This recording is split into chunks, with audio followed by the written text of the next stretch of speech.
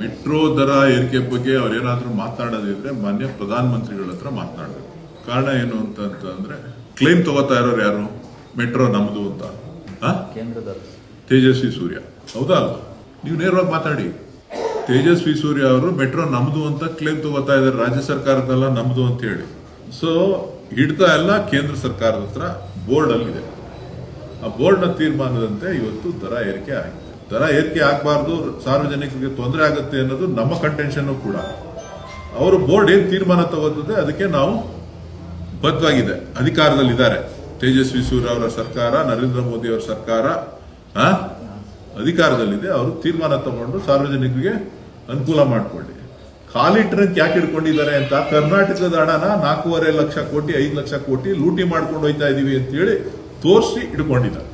ನಮ್ಮ ರಾಜ್ಯದ ತೆರಿಗೆ ಹಣ 12 ವರ್ಷಗಳಿಂದ ಅದನ್ನ ಪಟ್ಟಿ ಹೇಳಕ್ ಹೇಳಿ, ಆ ಖಾಲಿ ಡಬ್ಬ ಕೇಂದ್ರ ಸರ್ಕಾರ ಏನೂ ಕೊಟ್ಟಿಲ್ಲ 12 ವರ್ಷದಿಂದ ಬೆಂಗಳೂರಿಗೆ ಅಂತೇಳಿ ಆ ಖಾಲಿ ಡಬ್ಬನ ತೋರಿಸ್ತಾ ಇದ್ದಾರೆ. ನೀವು ಅದನ್ನ ಚೆನ್ನಾಗಿ ತೋರಿಸಿ, ಕರ್ನಾಟಕಕ್ಕೆ, ಬೆಂಗಳೂರಿಗೆ, ಕನ್ನಡಿಗರಿಗೆ ಕೊಟ್ಟಿರ್ತಕ್ಕಂಥದ್ದು ಖಾಲಿ ಡಬ್ಬ. ತೇಜಸ್ವಿ ಸೂರ್ಯ ಅವರೇ ಹಿಡಿದಿರೋ ಡಬ್ಬ.